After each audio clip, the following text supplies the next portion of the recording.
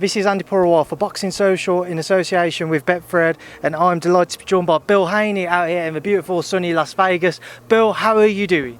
Thank you, brother, man. Thank you for having me. Thank you for coming down.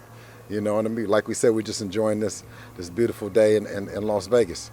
We're only a matter of weeks away now until your son returns to the ring once again. Obviously, I've just witnessed a bit of sparring there. How would you assess his camp so far? I mean, it's been a wonderful camp. I mean, you know, we have a healthy Devin. You know what I mean, going into the Gamboa fight. Of course, fighters are going to always have those nicks and little minor injuries. But I mean, you know, he's healthier than he was for the Gamboa fight, and so we're just excited, man. Looking forward to May 29th. Now, I have to ask, I know there was a little bit of confusion with regards to your current training situation. I've seen Ben Davison down here today. Can you just clear up kind of the current training scenario with your son, with yourself? Obviously, Ben joining the team as well. Oh man, Ben Davis, you seen him in there. We have a great synergy that, you know, Ben has come down and, you know, he's in town for the Josh Taylor fight. You know, so he came down and, you know, we're comparing a lot of notes and stuff like that. So it's been good to have him, you know, hanging around the gym with us, you know. Come fight night, what will be the setup between yourselves? Will Ben be in the corner? Will it be you as the head trainer? What's the current scenario? Well, as of it is now, I'm the head trainer. You know what I mean. We don't know actually what you know, who will be the second and so on and so forth. You know, prior to Ben coming down, the last you know, he's been here I think a couple weeks now with us. You know, we had our usual team.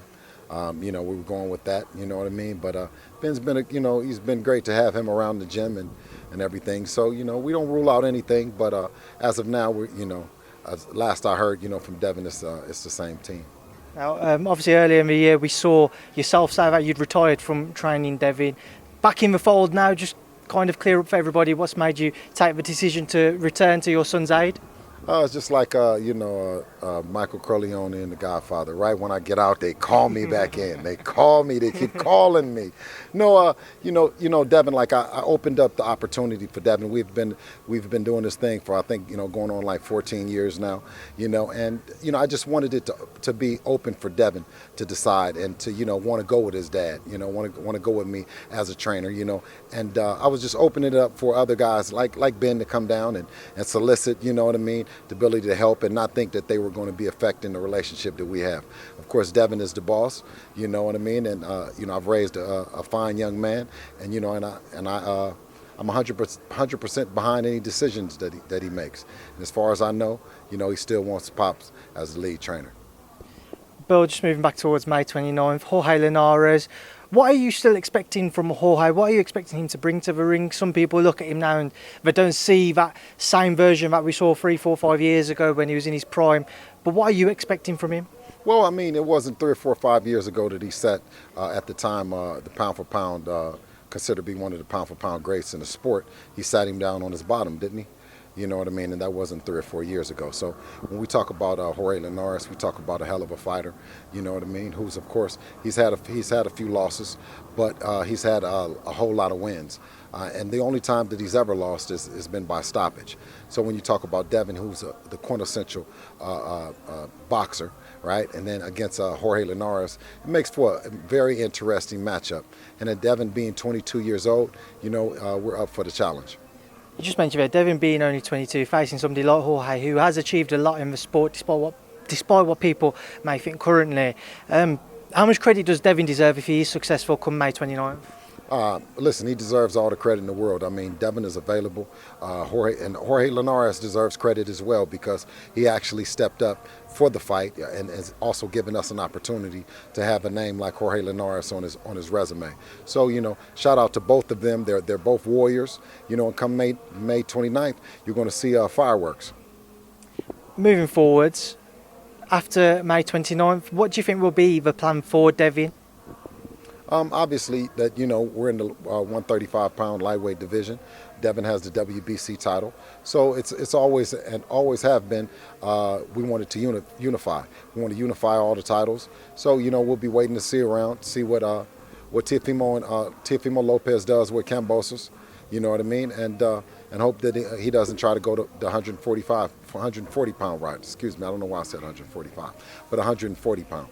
Now, I spoke to Teofimo a couple of days ago, Bill, and Teofimo said he wants us to see a good fight between Devin and Jorge, but he wants to see Devin win because he wants to take Devin's head off. Is the short gist of what he said. Just your thoughts on those comments. Did he say that's next after Kambosos? So he said after. I don't know if he meant it in terms of next after Kambosos, but in terms of just in general. There's obviously he's in a stacked division, and when he came to Devin, he said he wants to cut off Devin's head.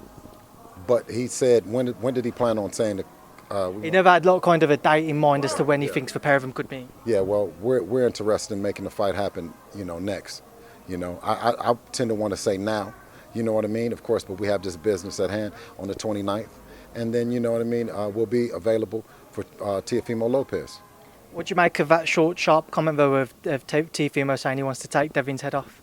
It's fighters talk, you know what I mean? He should say whatever that, motivates him, but at the end of the day, what you're not getting is a good understanding that he wants him after Kambosos. You are getting a clear understanding that he is going to beat Kambosos. Did he say he was going to beat Kambosos? He did indeed. He did indeed. But it became uncertain when it came to whether or not he wants to fight Devin next. Correct. So I think that's a calculated confusion. Just on that fight with George Kambosos, what do you make of it, Teofimo versus Kambosos? Like I said, these guys are warriors. I expect Kambosos to come, and to bring his, bring his all, bring his A game. So it's going to be a good fight. Of course, I favor Teofimo Lopez in that fight, but nevertheless, it's going to be entertaining for sure. Of course, there's a lot of belts in boxing, and certainly the WBC have a few. Just want to get your thoughts on the fact that Teofimo holds the franchise title, your son holds the normal world title. Say if Devin and Teofimo fought, would you guys take the franchise title as the title on the line, or would you still insist that it was Devin's title, the normal WBC world title? No, absolutely. We're not interested in the franchise designation at all. What do you make of the franchise? And I do like the fact that you say the normal, right? You were very careful, and when I saw the interview with Teofimo, you said the normal. You know what I mean? That's the title that the Ray Leonard, Floyd Mayweather, Mike Tyson, and all those great champions had and hold. What you do know about the WBC title means that we have mandatories. We're here and we're available for whoever, whenever, however. So, you know what I mean? And that's including Teofimo Lopez, who can then become the mandatory for Devin Haney.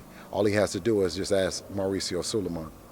I'm going to ask as well about Ryan Garcia. Ryan holds another version of a WBC title, but he's taken a bit of a back step from the sport. Just your thoughts on him speaking openly about his own struggles and deciding to just take a break from boxing? Well, I mean, that's a real, what he's going through is a real situation. It's a real illness. We wish him and we wish him and his family well, and and wish him a speedy recovery. And then just to step into that fight, we see Jojo Diaz step up to face Javier Fortuna. Just your thoughts on that? You know what I mean? I have mixed emotions about that fight, of course, but it's interesting. I think Jojo Diaz is now stepping up to the 135-pound division. So we'll actually see, right? And then Tank versus Barrios. Tank stepping up to 140 again. We're seeing him move around, but obviously everybody wants to see him at 135 in the mix with your son, with Teofimo, with Ryan. But on that fight, what do you make of it? Another calculated move, I think. You know what I mean? Calculated confusion in the sense that you go up to a 140-pound. What would you call that? What kind of title would that be? I believe it's for interim title.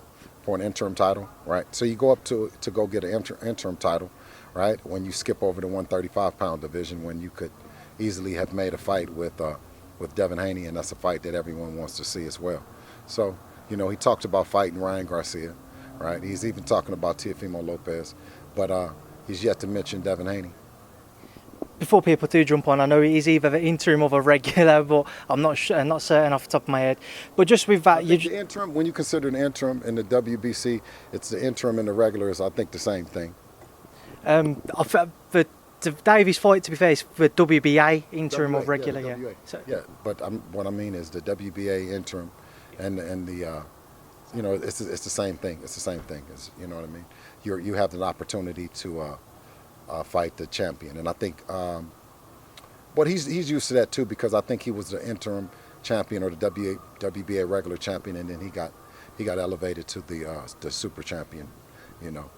And so, you know, we're just like in a great position, man, that, you know, we're ready to fight all of the guys that the public views as the top guys, you know, and that's what that's what it's all about, is being available.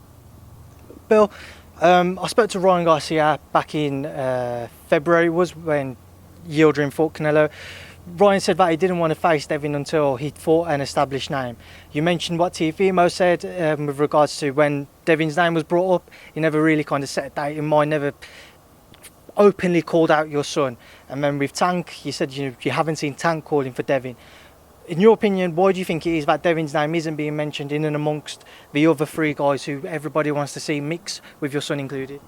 Was Ryan ill then, or was he ill after the statements? Ryan's statements were after that. So he was suffering what he's going through before he made the statement, or it was after? It's some more organized, you know, calculated confusion. You know what I mean? So I don't know if he was going through something when he mentioned that and he said that. It's just kind of hard to get the truth out of Ryan right now, you know. So I wish him well, but those statements, you know, they have no validity at all.